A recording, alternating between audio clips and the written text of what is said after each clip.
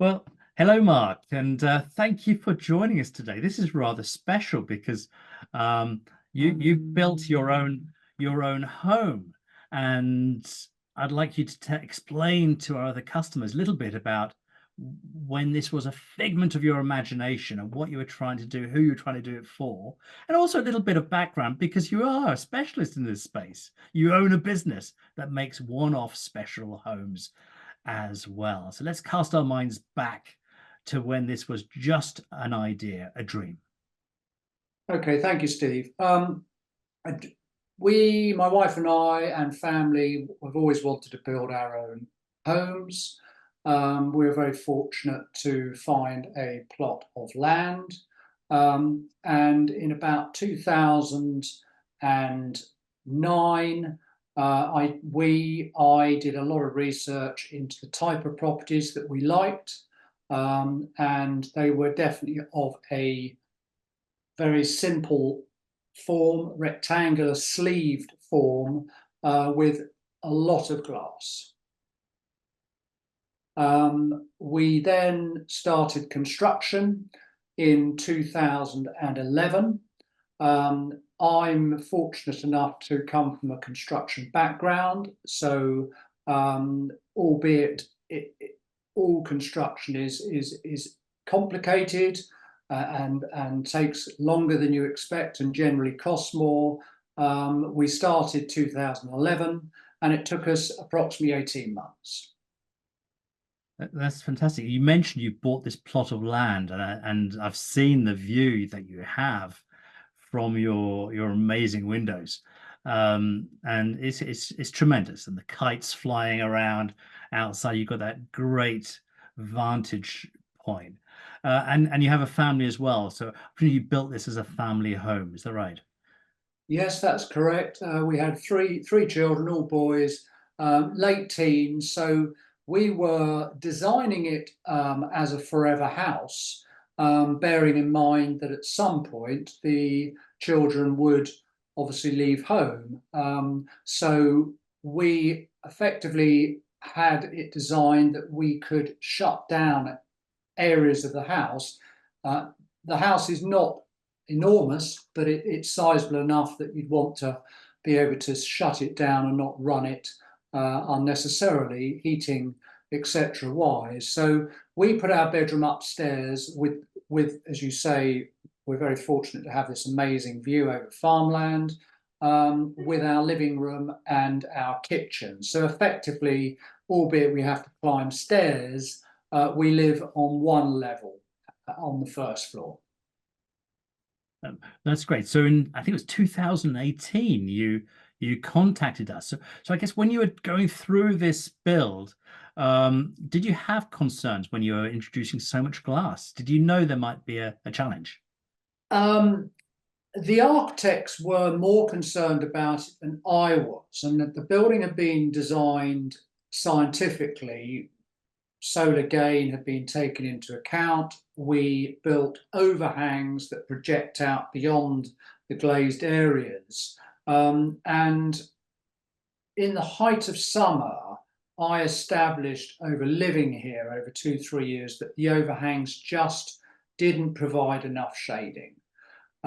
So the architects had always recommended on our west facing elevation, which is 25 meters of all glass, that we should potentially install some shutters, external sliding shutters, that we could move around to suit.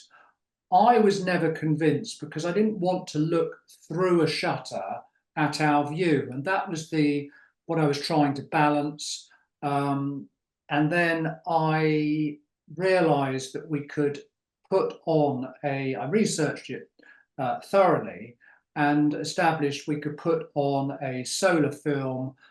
You can put it on the inside and the outside, but I spoke to various people and fortunately approached Window Treat, who were a recommended installer for 3M, who are a very large chemical company, I believe, who make various products.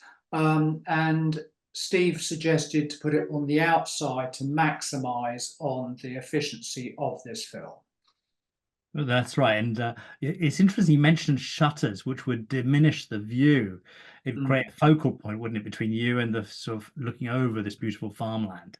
And the film that you looked at on the outside is 3M Prestige 70, which is funny because it's got an internal version. So just for the customers, it's to help you. On the outside, it reduces heat gain by 45%. On the inside, on this modern double glazing, it would only be about 8%.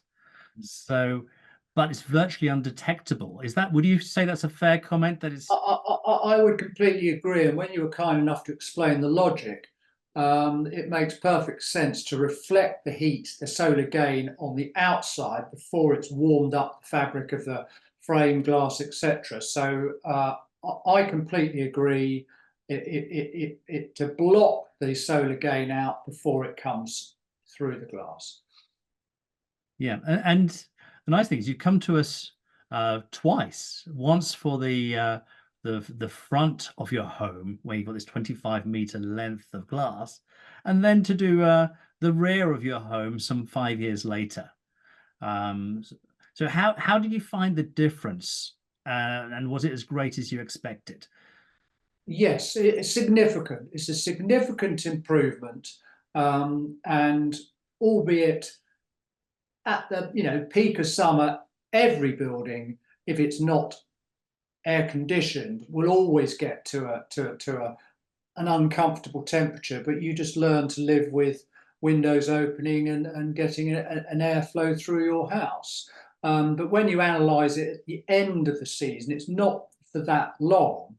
And you've got to balance the environment, running air conditioning. And if you put air conditioning in, then you shut your windows and you sort of lose that indoor living, I believe. And that's very, very interesting. And I think the film you went with in the end, it actually concentrates on stopping the infrared heat, which is the part that makes you feel hot on a bright day, but lets in most of the natural light, which will in turn turn to heat over time and lead to general warming of the air temperature. So have you noticed that, if you keep it shut, the windows shut, that it does still warm up? And you mentioned airflow. Can you sort of help describe further the real difference it creates when you open a window? Oh, definitely. I mean, I will try and keep whichever way the sun is facing. If it's facing on my west face windows, I will keep those closed, but I'll open side windows and doors downstairs. We live in a relatively safe environment, which is enclosed. Fortunately, we're not on a street, so we can be able to, the way we live, we can have a door and some windows open, feeling reasonably secure, and that just helps to cool or probably take the hot air out the house and just get a good airflow. Yeah, and what I'd like to talk, because you mentioned 25 meters of glass, and it's about 3 meters tall. So and it comprises a number of very, very large panels. So each one's about 4 meters wide. So the film doesn't come in rolls that wide, 3 meters wide. So there are joins in the film, and we had lots of discussions, didn't we, Mark, about where do we put these joins? But were the joins a concern before the install, and what were your thoughts, and how do you find them post now you've lived with them? Before the install, understandably, you're concerned or want to ensure you're going to be minimizing the potential join that you foresee you're going to see. But in reality, after listening to your good advice, we agreed horizontal on the upstairs windows because it aligned with my glass balustrade. And yes, if I look hard, I can see it, but you don't look at the join, you're looking through the windows. So you're looking at the view, so I don't really notice it.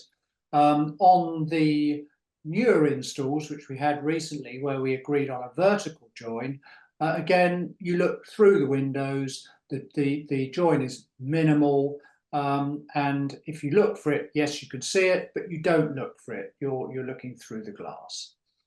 Yeah, I think that's really helpful because it is a little bit scary to think, I'm going to have a join in my huge window, and the idea it's huge so that nothing's in the way and obscuring your view or distracting from your view. So I think what you're saying, if I'm right, is that it doesn't distract from the view. Absolutely not. Oh, fantastic. So you had a lot of glass. So the install took a little while, it took a few days. How did you find the quality of the installation and our installer? Well, as you know, Steve, I'm in the building industry and I've been in it for possibly 30, 35 years. So I'm a fair reference, if you like, to good trade, and the service that you provide and your team is outstanding. You turn up when you say you're going to turn up. You're very thorough with your preparation. You do an immaculate installation, and there is no disruption and no mess. It's all cleared away, and it is very, very professional. And I would like to think that all trades in our industry are like that, but sadly not. Well, thank you. I think well, we'll take that as a very kind compliment. Thank you very much, Mark. And so at the end of the day, I think the bottom line is, I think you're saying the film's done what you expected it to do at the outset. Absolutely, yes. And would you recommend window film? I guess this is the last question I'm going to ask you, Mark. Would you recommend window film to friends and family? This is the million-dollar question. Yes, I would, without hesitation. Oh, that's music to my ears. Thank you.